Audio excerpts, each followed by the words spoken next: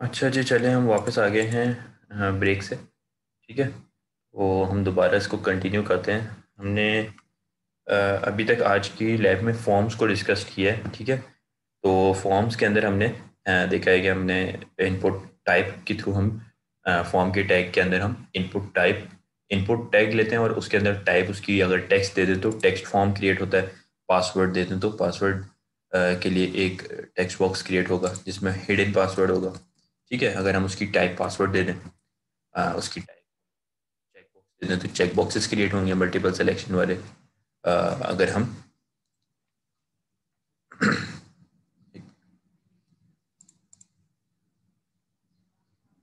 अगर हम इसमें रेडियो टाइप दें उसकी तो रेडियो बटन क्रिएट होंगे। अगर हम टेक्स्ट एरिया का टैग इस्तेमाल करें तो ये कॉलम्स और रॉस के ऊपर मुश्तमिल एक टेक्स्ट एरिया क्रिएट हो जाता है। ठीक है, और ड्रॉप डाउन क्रिएट करना हो तो हम सेलेक्ट के टैग के थ्रू इसको इम्प्लीमेंट करते हैं। सेलेक्ट के अंदर मल्टीपल ऑप्शंस देते हैं जितने हमने ऑप्शंस देने हो। ठीक है, फिर अगर मल्टीपल सिलेक्शन करना हो तो उसी सिलेक्शन टैग के अंदर हम मल्टीपल इक्वल्स टू मल्टीपल का कीवर्ड दे देते हैं। फिर हमने अगर फाइल अपलोड करवानी है अपने यूज़र से तो उसके लिए हम ड- इसकी टाइप जो है वो इनपुट टाइप जो है वो फाइल रख देते हैं। एक मिनट।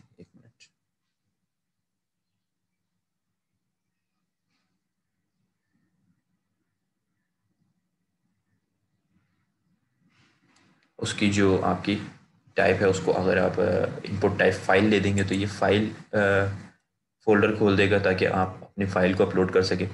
या यूज़र जो है वो फॉर्म के अंदर अपनी कोई भी सीवी उसने अपलोड करनी है, अगर किसी फॉर्म के अंदर या कोई ईमेल में कोई भी फाइल अपलोड करनी है, ऑडियो वीडियो कोई इमेज, तो वो अपलोड कर सके। ठीक है, इसके अलावा आप किसी बटन के ऊपर भी ये सबमिट बटन इस्तेमाल कर सकते हैं और सादा सादा बटन भी आप सबमिट बटन के लिए इस्तेमाल कर सकते हैं। ठीक है, और एक मिनट, अगर आपने सबमिट करना हो। जी,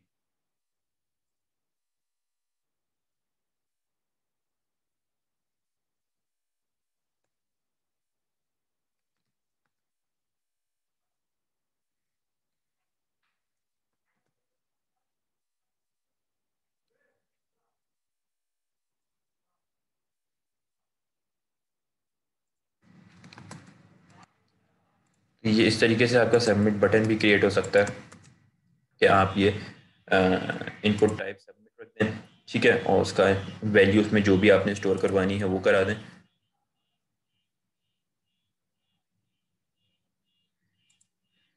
तो आपका ये काम हो जाएगा।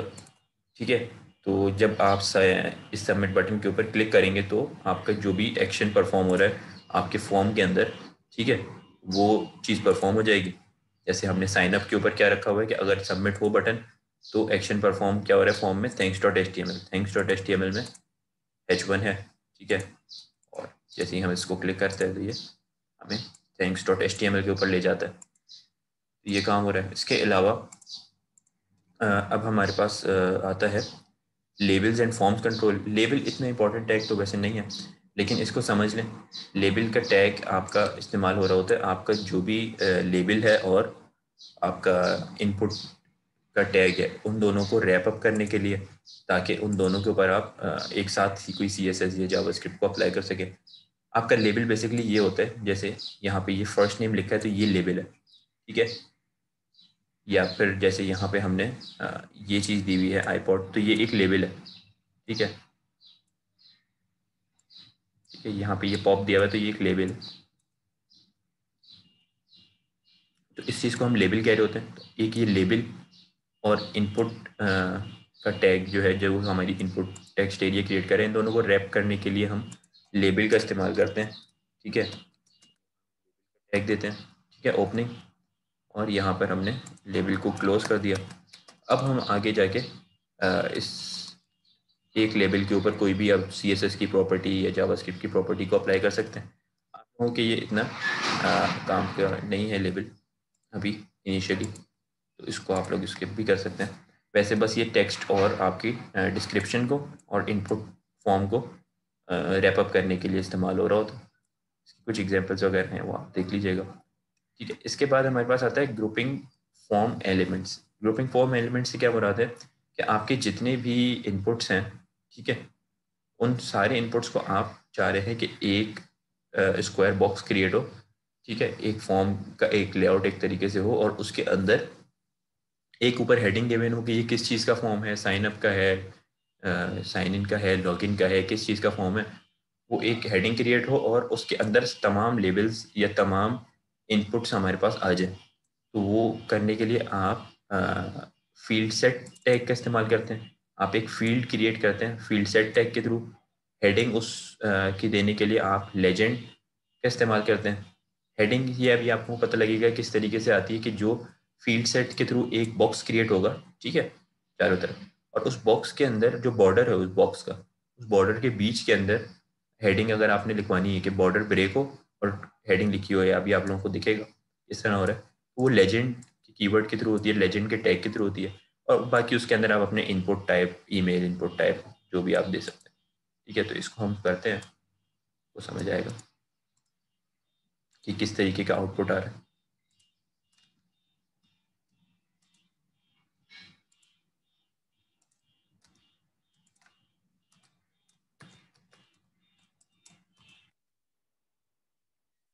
ये अगर हमने फील्ड सेट क्रिएट किया, ठीक है, इस फील्ड सेट के अंदर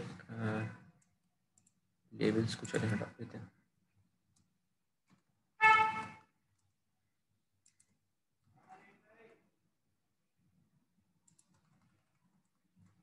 ठीक है, ये है ईमेल, उसके बाद ब्रेक दिया हुआ और ईमेल के आगे उसका इनपुट टाइप टेक्स्ट और उसकी नेम लिखा हुआ है ईमेल। ठीक है,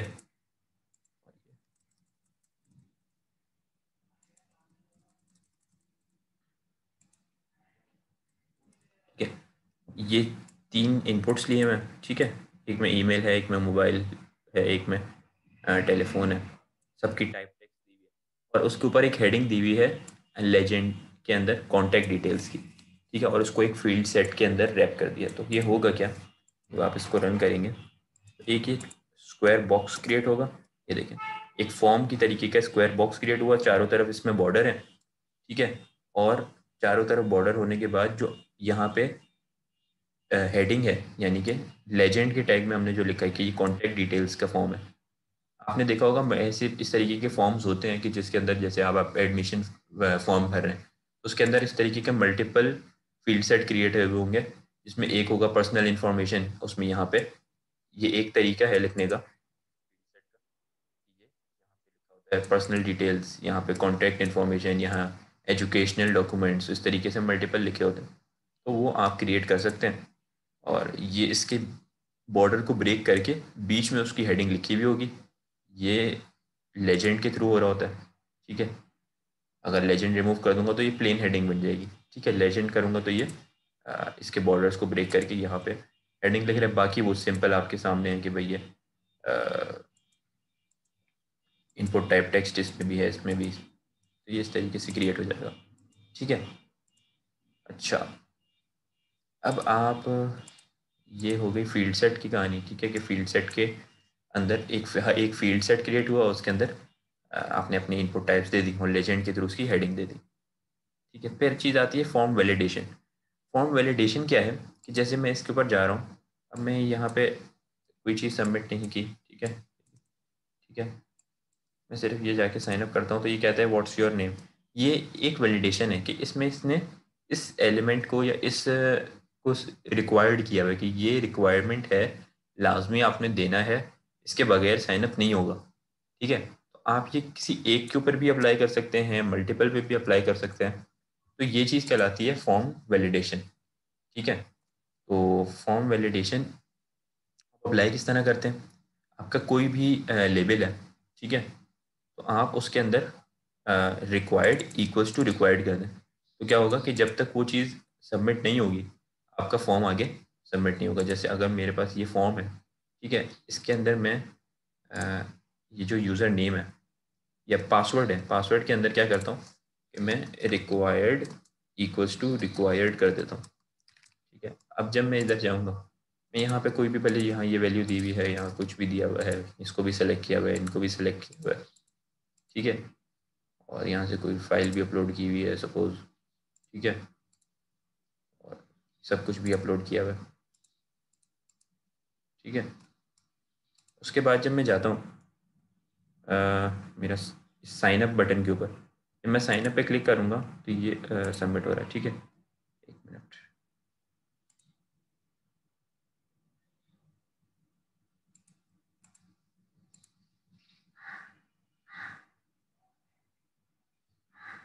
अच्छा, यहाँ पे गड़बड़ ये हुई भी है कि ये फील्ड सेट भी सबमिट के बाद आ रहा है। इसको एक अलग ही एग्जांपल में कर लेते हैं, थैंक्स डॉट एचटीएमएल में भी कर लेते हैं ये।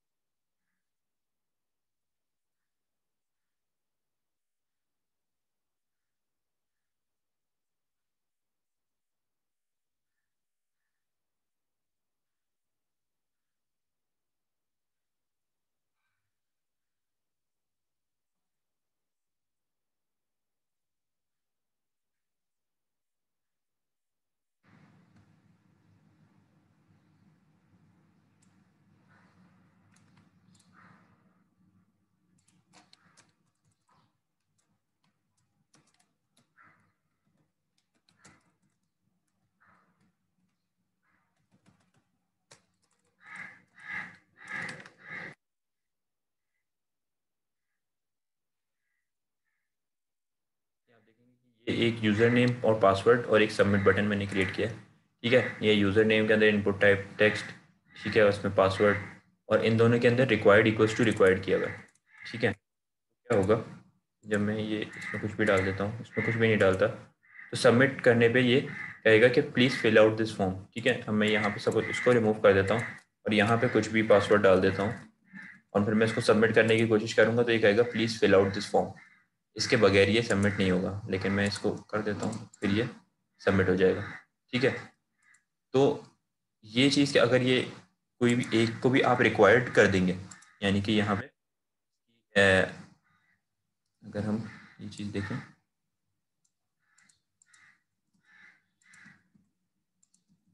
अगर मैंने इसमें किसी भी इनपुट फील्ड के अंदर उसको रिक्वायर्ड कर दिया कि ये इनपुट की जो फील्ड है ये रिक्वायर्ड है, रिक्वायर्ड इक्वल्स टू रिक्वायर्ड, तो यहाँ पे फॉर्म वैलिडेशन अप्लाई हो गई।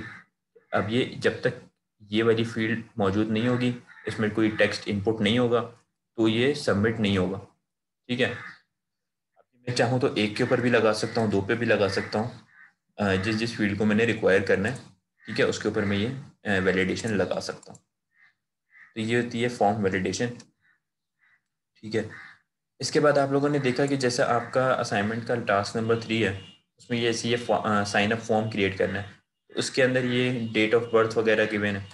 तो डेट ऑफ बर्थ आप किस तरीके से लेंगे, तो डेट ऑफ बर्थ लेने के लिए आप इनपुट टाइप अगर डेट कर देंगे, तो क्या होगा कि एक ऑटोमेटिकली आपके वेब पेज के ऊपर आपके फॉर्म के अंदर एक कैलेंडर क्रिएट हो जाएगा, जिस कैलेंडर के थ्रू आपका यूज़र जो है इनको अपनी डेट डेट ऑफ बर्थ लेनी है या कोई भी और डेट लिखनी है, कोई अपॉइंटमेंट डेट है, तो वो डेट को सेलेक्ट कर सकता है। ठीक है, उस कैलेंडर के थ्रू, और वो डेट आपकी ऑटोमेटिकली यहाँ पे सेव हो जाएगी। ठीक है, तो आप क्या करेंगे, इनपुट टाइप, अगर मैं ब्रेक दे देता हूँ, ठीक है, और ब्रेक के बाद टाइप दे दी मैंने सर आवाज डेट। नहीं आ रही। अच्छा, आवाज़ अभी भी नहीं आ रही आप लोगों को? और अब सही हो गई। ठीक है, इनपुट टाइप डेट दे दी मैंने, इसका नेम कैलेंडर दे दिया कैन सपोज। तो क्या होगा जब मैं इसको ये करूँगा, मैंने ये बनाया है यहाँ, तो ये देखें यहाँ पे ये कैलेंडर आ गया। ठीक है, इसको यहाँ पे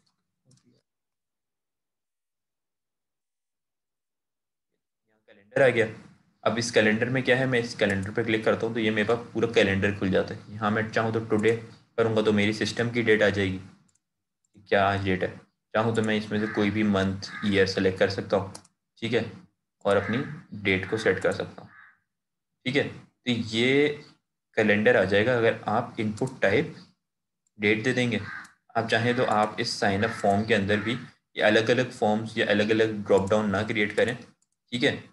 आप इसके लिए भी ये कैलेंडर का इस्तेमाल कर लें, तब भी आपका ये साइन अप फॉर्म बन जाएगा, ठीक है। तो ये चीज़ हो गई। इनपुट टाइप अगर आपने जैसे टेक्स्ट दे रहे हैं, पासवर्ड दे रहे हैं, अगर डेट दे दी तो कैलेंडर क्रिएट हो जाएगा। अच्छा, इसमें भी यही चीज़ सारी इसकी थ्योरी लिखी हुई है, आप लोग चाहें तो उसको आराम से पढ़ लें कि भाई इनपुट के टैग के अंदर आपने टाइप इक्वल्स टू डेट दे देना है तो वो डेट क्रिएट हो जाएगा, एग्जाम्पल भी दी हुई है। अच्छा, इसके बाद है ईमेल्स एंड यूआरएल्स।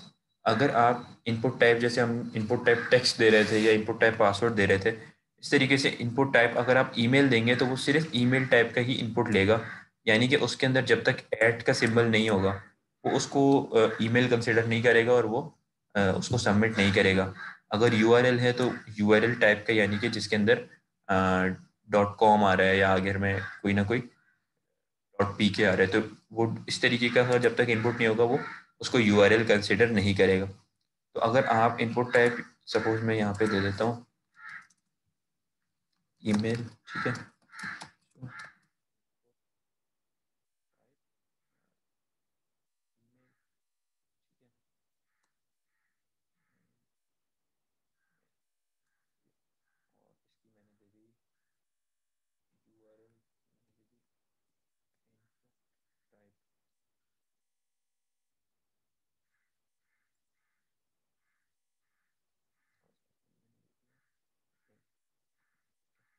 क्या होगा जब मैं इधर जाऊँगा इसको रन करूँगा तो ये मेरे पास एक ईमेल और यूआरएल का आ गया, ठीक है। लेकिन जब मैं इसमें ईमेल सबमिट करूँगा तो वो मेरे पास सिर्फ जिसके अंदर ऐड आ रहा हो, ठीक है, इस तरीके की ही इनपुट टाइप लेगा, तो वो ज़ाहिर है ईमेल्स होती हैं। और यूआरएल के अंदर क्या होगा कि जब मैं अपना यूआरएल सेव करूँगा, ठीक है, कोई भी www.google.com, और जब मैं इसको सबमिट करूँगा तो मेरे पास ये जाके यहाँ पे सेव हो जाएगा मेरे डेटाबेस में एज अ google.com। अब आप देखेंगे कि ये इसमें सादे इसमें और यूआरएल में क्या फ़र्क है कि ये ऑटोमेटिकली एक लिंक क्रिएट हो जाता है, ठीक है। अगर मैंने यहाँ पे www.google.com लिखा है, ठीक है, मैं एंटर करूँगा तो ये एक लिंक क्रिएट हुआ हुआ है। लेकिन ये जैसे सिंपल टेक्स्ट है, मैं इस पर क्लिक कर रहा हूँ तो कुछ नहीं हो रहा। लेकिन जब मैं google.com पे क्लिक करूँगा तो ये, क्योंकि ये लिंक है, ये ऑटोमेटिकली मेरे पास ब्राउज़र में मुझे google.com को खोल देगा। तो ये चीज़ फ़र्क होती है यूआरएल यानी कि लिंक के अंदर और बाकी से सारी टेक्स्ट फील्ड के अंदर, कि जब ये सेफ भी होगा तो मेरे डेटाबेस में मुझे टाइप नहीं करना है, मुझे इसको कॉपी पेस्ट करके नहीं खोलना पड़ेगा। डायरेक्ट इसके ऊपर क्लिक करूँगा। सपोज़ किसी की सीवी है, सीवी मेरे पास अपलोड हुई या किसी की हाँ सीवी अपलोड हुई, अब उसके अंदर से सारी चीज़ें मेरे पास आ गई कि फ़र्स्ट नेम ये है, लास्ट ये है, ये सब चीज़ें ये है, और उस बंदे की एक वेबसाइट भी है। मुझे वेबसाइट को कॉपी नहीं करना, मैं सिर्फ यूआरएल के अंदर उसको क्लिक करूँगा और उसकी ये चीज़ खुल जाएगी। तो अगर उसने इनपुट टाइप जो हम लेते वक्त ईमेल लिया हुआ है तो ईमेल आएगी, यूआरएल लिया हुआ है तो यूआरएल फॉर्म के अंदर ही आएगी। तो ये चीज़ है, ठीक है। जैसे आप इनपुट टाइप टेक्स्ट ले सकते हैं, वैसे पासवर्ड ले सकते हैं, वैसे ईमेल और यूआरएल भी ले सकते हैं, ठीक है। ये डिफरेंट सिनेरियोज में different different input types use हो रही होती है। इसके बाद आपके लैब टास्क आ जाते हैं कि आपके लैब टास्क हैं। आज की जो लैब है इसके तो बड़े इजी से लैब टास्क हैं, इसके अंदर कुछ भी मुश्किल है नहीं। जो हमने एग्जांपल्स डिस्कस किए हैं बस वही एग्जांपल्स अगर आप थोड़ी बहुत चेंजिंग के साथ, जैसे ये चीज़ें हमने सारी डिस्कस की है कि टेक्स्ट किस तरह रखते हैं, इनपुट टाइप पासवर्ड किस तरह रखते हैं, ये ये क्या कहलाते हैं, बटन्स किस तरीके से क्रिएट करते हैं, चेक बॉक्स किस तरह करते हैं, ठीक है, और साइन अप के ये लिए ये आप सबमिट बटन किस तरीके से ये लगते हैं। तो ये चीज़ अगर आप इस्तेमाल करेंगे यहाँ पे तो आपका ये फॉर्म क्रिएट हो जाएगा। अब यहाँ पे ये पहला टास्क क्या है कि डिज़ाइन दी बिलो फॉर्म। ये एक यूज़र एक तरीके का समझ लें आप साइन अप का फॉर्म है किसी जीमेल का या जिसका भी आप समझ लें इसको। तो इसमें ये एक हेडिंग गिवन है HTML फॉर्म, ठीक है। फर्स्ट नेम का लेबल है, उसके आगे उसका एक टेक्स्ट फील्ड है जैसे यहाँ पे गिवन है। लास्ट नेम है, इसमें आप दोनों में टेक्स्ट रख दें। ईमेल के अंदर उसकी इनपुट टाइप ईमेल रख दें, ठीक है। और मेल फीमेल के लिए आप दो ये क्रिएट कर लें आपके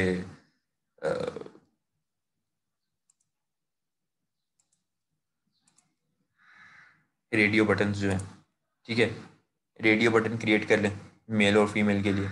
और ये एक सबमिट और रीसेट का बटन क्रिएट हुआ हुआ है, इसमें आप दोनों को सबमिट बटन, दो सबमिट बटन क्रिएट कर लें। एक का नाम, एक की वैल्यू आप सबमिट रहने दें, एक की रीसेट रख दें। तो इस तरीके से आपका ये एक फॉर्म क्रिएट हो जाएगा, ठीक है।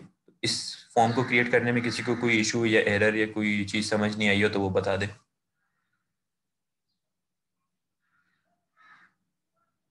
सेम, बिल्कुल सेम एज इट इज़ इस तरीके का एक फॉर्म क्रिएट करना है। चारों तरफ उसके बॉर्डर हों, ये इसके अंदर ये तीन टेक्स्ट फील्ड हो, ठीक है। दो टेक्स्ट हों, एक ईमेल हो, और दो ये हों। तो ये मेरे ख्याल से आप लोगों के लिए इतना मुश्किल होगा नहीं, ठीक है। अगर इसमें किसी को कोई क्वेश्चन है, कोई चीज़ समझ नहीं आई तो वो मुझे बता दे।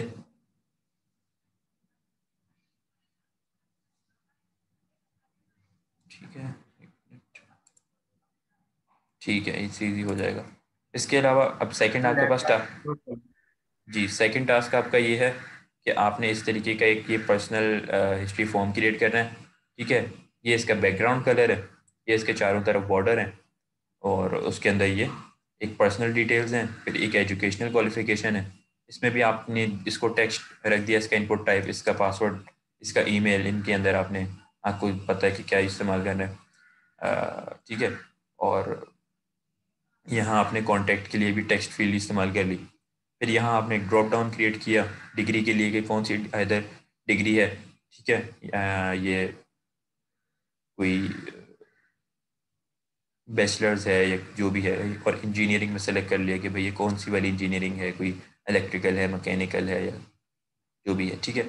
और फिर ये हॉबीज़ के लिए आपने चेक बॉक्स दो क्रिएट कर लिए, ठीक है। फिर यहाँ पे आपने एक टेक्स्ट एरिया क्रिएट किया हुआ है, यहाँ एक सब ये फाइल क्रिएट करने के लिए इनपुट टाइप फाइल दी हुई है ताकि आप अपनी रेज्यूमे को अटैच कर सकें, ठीक है। और सबमिट बटन के ऊपर एक इमेज लगी हुई है, ठीक है, सबमिट की। चाहे तो आप सादा सबमिट बटन भी इस्तेमाल कर सकते हैं। तो ये बस दो आपके लैब टास्क हैं, ठीक है। मेरे ख्याल से ये इतने कोई मुश्किल नहीं है, आप लोग आसानी से इसको कर लेंगे। ये सारी वही सारी एग्जांपल्स हैं जो हमने आज की लैब के अंदर डिस्कस की हैं। तो इनको इस्तेमाल करते हुए ये दो फॉर्म्स आपने क्रिएट करने हैं। तो इन दोनों के अंदर किसी को कोई क्वेश्चन हो, मसला हो, कोई परेशानी, कोई चीज़ समझ नहीं आई तो वो बिल्कुल पूछ सकता है। सर इसे सेंटर में कैसे लेकर आएंगे? सेंटर में इस तरह लेकर आएंगे कि आप एक काम करें, जैसे ये फॉर्म है, ठीक है। मैं इसको है होम है ना।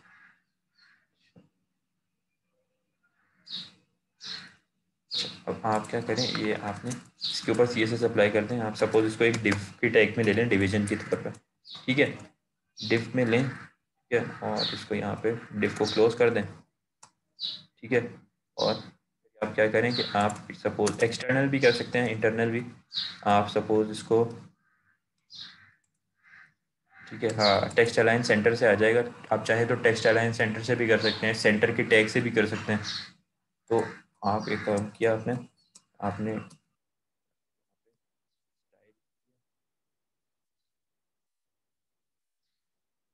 स्टाइल के टैग के अंदर आपने डिव को एक्सप्लेन किया कि भाई डिव में क्या होना चाहिए। डिव के अंदर हमारे पास बॉर्डर होना चाहिए,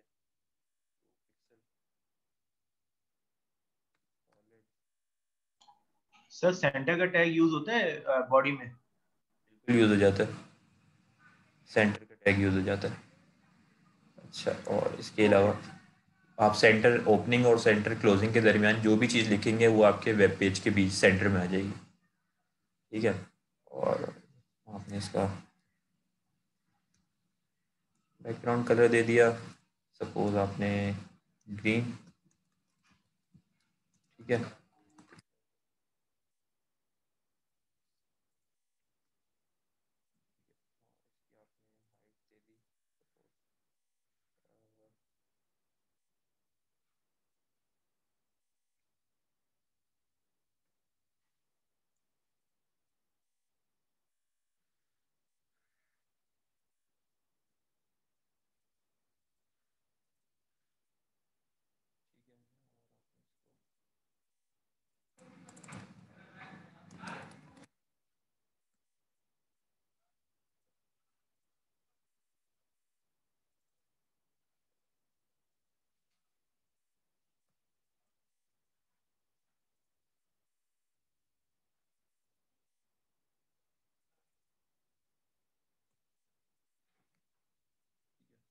और आपने इसको सपोज सब मार्जिन दे दिया, ठीक है, मार्जिन दे दिया, मार्जिन लेफ्ट, मार्जिन लेफ्ट आपने इसको दे दिया, सपोज सिर्फ मार्जिन ही दे दिया, सपोज मार्जिन दे दिया इसको आपने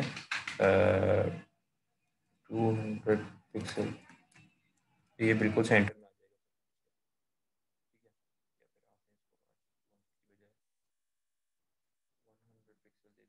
अब आप इसमें चाहें तो अब आपके अपने ऊपर है, आप लेफ़्ट मार्जिन दें, राइट मार्जिन दें, ठीक है, आप जहाँ जिस जगह पे चाहें उस फॉर्म को क्रिएट कर सकते हैं, ठीक है। नहीं सर, ये इसके जो अंदर यूजर नेम और पासवर्ड है ना, इससे सेंटर में कैसे लाएंगे हम? इस, ये इसके डिव के इस अंदर है जो है। हाँ, इसको आप पैडिंग अप्लाई कर दें, पैडिंग, ठीक है, ये हमने पैडिंग लास्ट किसी लाइन में पढ़ी थी, आप पैडिंग कर दें सपोज 30 पिक्सल, ठीक है, तो क्या हो जाएगा, सेंटर में आ गया। अब आप और सेंटर में चाह रहे हैं, पैडिंग आप उसकी कर दें 50 पिक्सल, सर आवाज नहीं आ रही।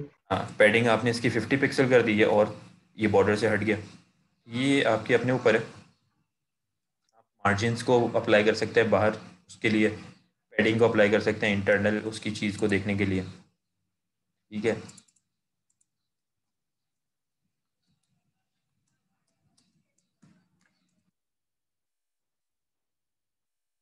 तरीके से आपका ये फॉर्म क्रिएट हो जाएगा, ठीक है। ये आपने पैडिंग अप्लाई कर दी, बाहर से आपने इसको सेंटर में करना है तो मार्जिन अप्लाई कर दी, left margin, right margin, top margin, bottom, और पैडिंग है तो एक ही पैडिंग अप्लाई करेंगे तो वो चारों तरफ से सेम हो जाएगी, चारों से अलग अलग करनी है तो top, left, right, bottom margin padding आप अप्लाई कर सकते हैं।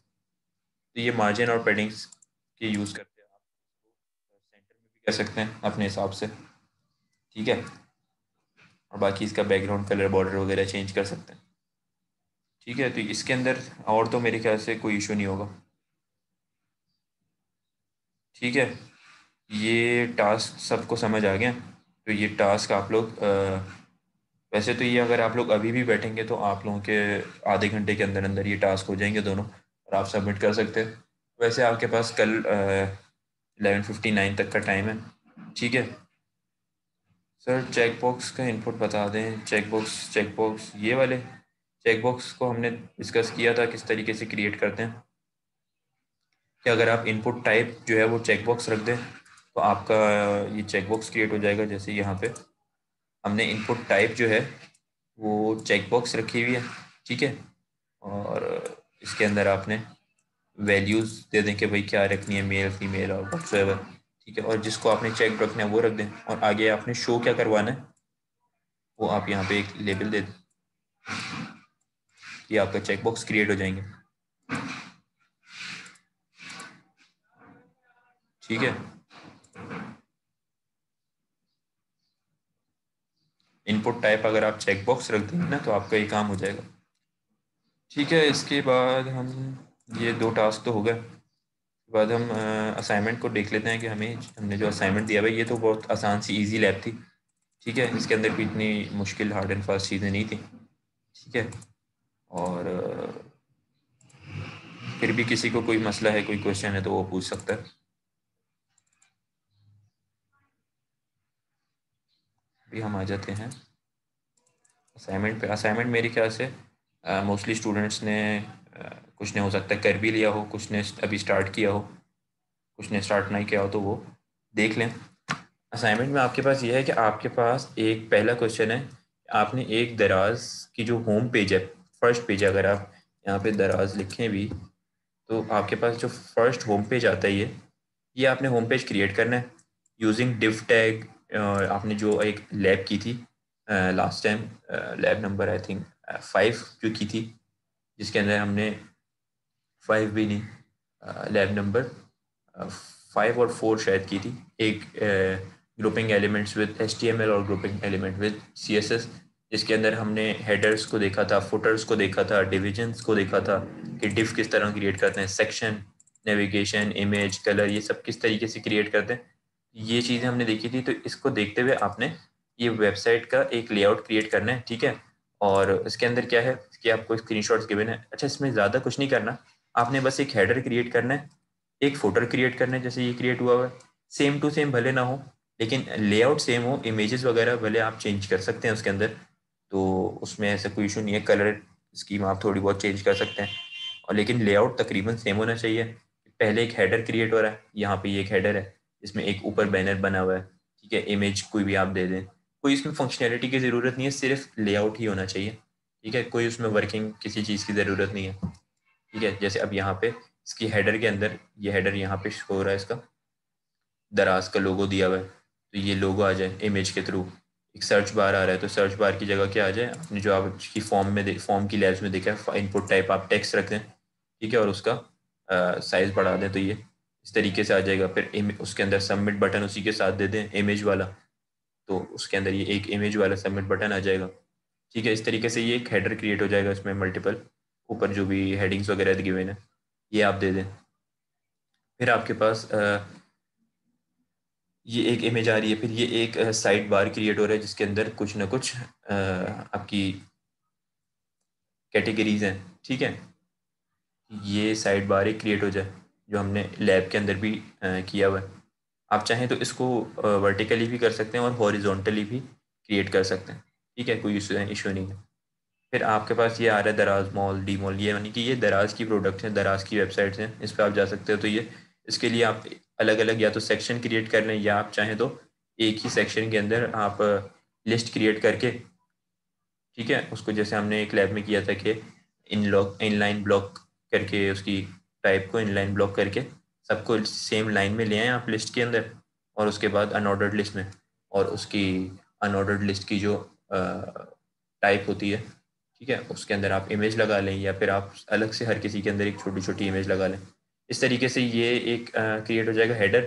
फिर जब आपका कंटेंट एरिया आएगा, उसमें आप एक फ्लैश सेल का सेक्शन बनाएं, ठीक है, और एक कैटेगरीज का सेक्शन या कलेक्शन का सेक्शन बना लें, और एक फुटर बना दें बस। इसके अलावा उसमें ज़्यादा आपको कॉम्प्लेक्स जाने की ज़रूरत नहीं है, ठीक है।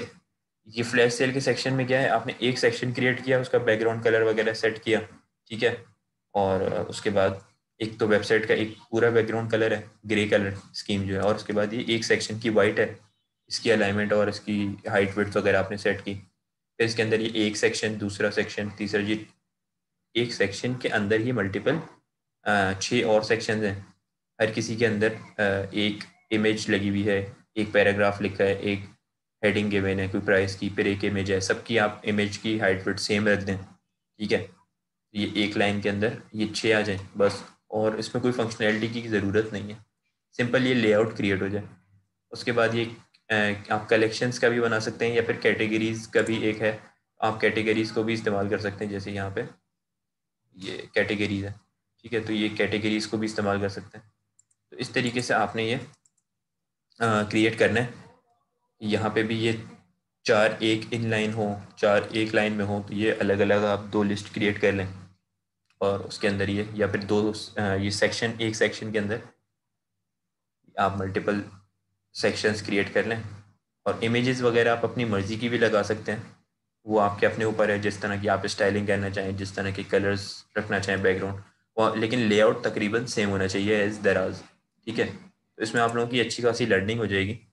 और फिर फुटर क्रिएट हुआ हुआ है, फुटर ज़रूरी नहीं है कि उसमें जितना आपके पास यहाँ पे इतनी सारी कंटेंट लिखा हुआ है तो आप सारा लिखें, थोड़ा बहुत आप ये दराज का जो, जैसे ये पेमेंट मेथड है, दराज इंटरनेशनल फॉलोअर्स, इनके लोगोज वगैरह ये लगा दें आप इमेज के थ्रू, और यहाँ पे ये कॉपीराइट दराज 2021 लिखा है तो ये लिख दें, तो ये इस तरीके का आपका एक फुटर क्रिएट हो जाएगा, ठीक है। तो ये पहला टास्क है आपका, दराज का होम पेज आपने बस ये 2 सेक्शंस मेन हो, उसमें एक हेडर हो, फुटर हो, और एक ये नेविगेशन बार हो, इसको करते हुए आपने बनाना है। ये टास्क नंबर 1 है, ये आपका पूरा 4 मार्क्स का टास्क है, ठीक है। फिर 3 मार्क्स के आपके 2 और टास्क हैं, वो क्या है, एक आपने इस तरीके से लेआउट क्रिएट करना है, ठीक है। ये लेआउट किस तरह क्रिएट करना है, आपने HTML टेबल के टैग्स को इस्तेमाल करते हुए करना है। तो ये मेरे ख्याल से सबसे इजी टास्क है, इसमें कुछ ऐसा है नहीं कि आपने टेबल का टैग लिखे, उसमें हमने जैसे डिस्कस किया था पिछली लैब में, जिस जिस स्टूडेंट ने अगर ये वाला टास्क कर लिया तो उसके लिए कोई ऐसा इशू नहीं होगा कि एक टेबल का टैग है, ठीक है। यहाँ पे आपने क्या किया हुआ है, कॉलम स्पैन किया हुआ है पहले वाले में, ठीक है।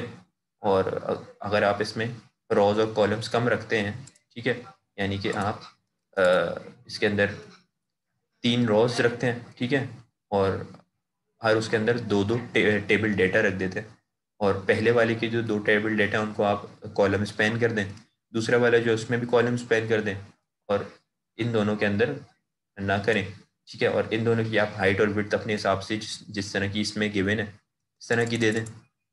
पहले वाले की हाइट विड्थ, अच्छा, ये जो पूरा टेबल है उसकी हाइट विड्थ आप सेम रख दें, और जो अंदर के कंटेंट अंदर के टेबल डाटा है, ठीक है, उनकी हाइट विड्थ आप अपने हिसाब से चेंज कर लें। बैकग्राउंड कलर आप स्टाइलिंग के थ्रू डिफाइन कर दें कि इस टेबल डाटा की ये स्टाइलिंग होगी, इस टेबल डाटा की ये होगी, सबको एक एक आईडी देके आप उसकी हाइट विड्थ सेट कर लें। तो ये आप टेबल के टैग को इस्तेमाल करते हुए मेरे ख्याल से आसानी से बना सकते हैं, इसमें कोई इशू नहीं है। इसके अंदर आप इसकी सपोज हाइट आपने कम रखी हुई है इस टेबल डाटा की, ठीक है, यहाँ पे आप कॉलम स्पैन रॉ स्पैन को इस्तेमाल करते हुए ये 2 कॉलम्स को एक में यहाँ पे कर दिया, यहाँ पे भी 2 कॉलम्स को एक के अंदर किया हुआ है। तो ये काम आप लोग कर सकते हैं इसके अंदर, मेरे ख्याल से कोई इसमें भी इतना इशू नहीं है, ठीक है। जिस स्टूडेंट ने टेबल्स वाली लैब को किया हुआ है वो टेबल के थ्रू, टेबल के टैग्स के थ्रू ये लेआउट क्रिएट, ये लेआउट आपने हेडर फुटर के थ्रू नहीं क्रिएट करना है, ये आपने टेबल टैग्स के थ्रू ही लाजमी क्रिएट करना है, ठीक है। फिर आपके पास ये साइन अप फॉर्म है, जो आज की लैब में हमने डिस्कस भी किया कि हमने साइन अप फॉर्म किस तरीके से क्रिएट किया, जिसमें वही आपका एक नेम है। जिसने स्टूडेंट ने ये आज की जो लैब हमने साइन अप फॉर्म वाली लैब है, इसकी जो टास्क नंबर 1 है, ठीक है, ये जिसने परफॉर्म कर लिया वो ये इसको करने में कोई इशू नहीं होगा। इसमें जिस तरीके से ये लेबल गिवन है इसमें तो लेबल भी नहीं है, सिंपल इसमें एक ये है फॉर्म, एक ये है, एक ये है। इसमें आपने ईमेल दे दी, इसकी टाइप पासवर्ड दे दी, डेट ऑफ बर्थ की जगह पे आप कैलेंडर का इस्तेमाल कर लें, मेल फीमेल इस्तेमाल कर लें, और यहाँ पे एक साइन अप बटन में एक सबमिट बटन लगा दें, तो ये काम आपका हो जाएगा। तो मेरे ख्याल से अब इसके अंदर कोई और इशू नहीं होगा। तो आप लोगों को अगर कोई और प्रॉब्लम है, इशू है, तो वो डिस्कस कर लें, ठीक है सर जी। ये फर्स्ट नेम जो कॉलम के अंदर लिखा हुआ है हाइट हुआ हुआ हल्का सा, ये कैसे आएगा अंदर? ये इस तरह आता है कि आप अगर इनपुट टाइप जो आपने दी हुई है ना, ये इसमें अगर आप यहाँ पे प्लेस होल्डर लगा दें, ठीक है, place holder equals to first name, तो ये आपका आ जाएगा। अगर आप यहाँ पे इसको सेव करके यहाँ एक मिनट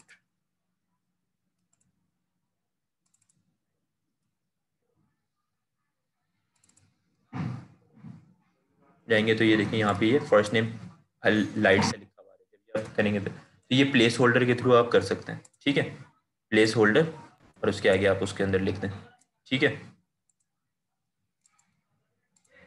इसके अलावा किसी को कोई और इशू है? नहीं है तो आपका 1 मिनट रह गया है, अगर आपकी लैब एंड हो तो फिर आप